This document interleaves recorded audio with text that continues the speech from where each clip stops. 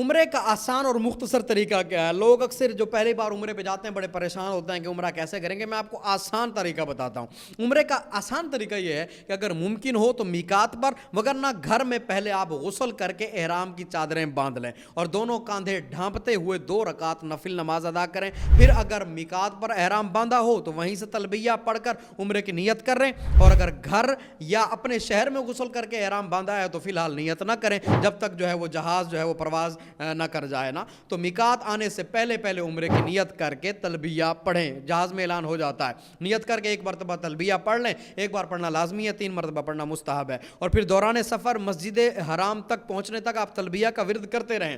بیت اللہ میں داخل ہوتے ہوئے اگر فرض نماز کی جماعت کا وقت نہ ہو تو پہلا کام طواف کا ہی کریں نا۔ مطاف میں داخل ہوتے ہوئے اجتباء یعنی دایاں کندھا جو ہے نا اس کو ننگا کر لیں، ٹھیک ہے، اور اس کو اس کندھے پر ڈال لیں، اور طواف جو ہے نا حجر اسود سے شروع کریں۔ گرین لائٹ لگی ہوگی سامنے، حجر اسود سے آپ نے طواف کو شروع کرنا ہے۔ طواف حجر اسود کی سیدھ میں کھڑے ہو کر شروع کریں، اور ایسے جیسے نماز میں تکبیر تحریمہ کے لیے ہاتھ اٹھاتے ہیں نا، اسی طرح دونوں ہاتھ کانوں تک اٹھا کر تکبیر و تحلیل کہیں، یعنی بسم اللہ اللہ اکبر یہ کہہ کر حجر اسود کو بوسہ دینا۔ یوں اگر ممکن نہیں ہے تو ویسے ہاتھ لگا کر چوم لیں۔ ویسے بھی آج کل اس کو چومنا نہیں چاہیے کہ اس پہ حالت احرام میں آپ چوم نہیں سکتے، اس پہ خوشبو لگی ہوتی ہے، صرف اشارہ کر کے ہاتھوں کو چوم لیں، ٹھیک ہے۔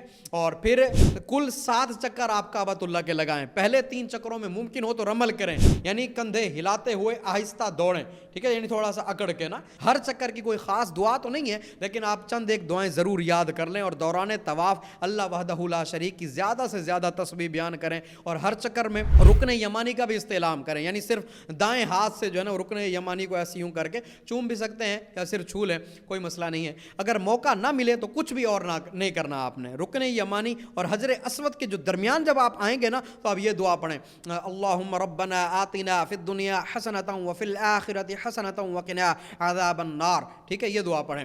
طواف کے 7 چکروں کے بعد مقام ابراہیم کے پاس 2 رکعت آپ نے جو ہے وہ طواف کے جو نفل ہوتے ہیں وہ ادا کرنے ہیں، یعنی مقام ابراہیم کے قریب جگہ مل جائے ٹھیک ہے، ورنہ تھوڑا سائڈ پہ ہو جائیں، وہاں پر آپ پڑھ لیں۔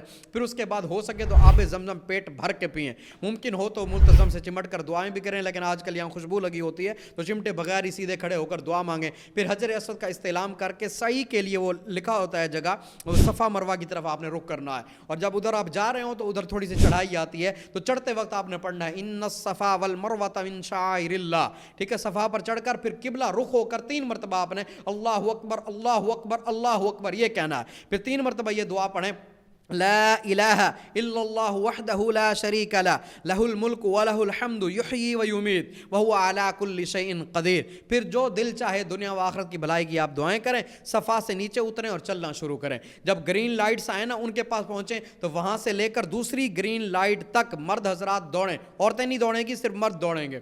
پھر چلتے ہوئے مروہ پہنچیں اور وہاں بھی وہی کچھ کریں جو صفا پہ کیا تھا۔ صفا سے مروہ تک یہ 1 چکر شمار ہوتا ہے۔ لوگ صفا سے مروہ، مروہ سے صفا اس کو 1 چکر سمجھتے ہیں، ایسا نہیں۔ صفا سے مروہ تک 1 چکر شمار ہوتا ہے، کل آپ نے 7 چکر لگانے ہیں۔ صفا سے مروہ، مروہ سے صفا، ٹھیک ہے، پھر صفا سے مروہ، آپ کا آخری چکر جو ہے وہ مروہ پر اینڈ ہوگا، 7واں چکر۔ اس کے بعد اب یہ صحیح کمپلیٹ ہو گئی ہے، اب باہر نکلیں، چاہیں تو خود اپنا سر مونڈ لیں یا تقصیر کر لیں کینچی اور اس طرح اگر آپ کے پاس ہے، ٹھیک ہے، نہیں تو آپ دکان پہ چلے جائیں، باہر دکانیں ہوتی ہیں وہاں سے آپ اپنا حلق کروا لیں، ہو گیا عمرہ۔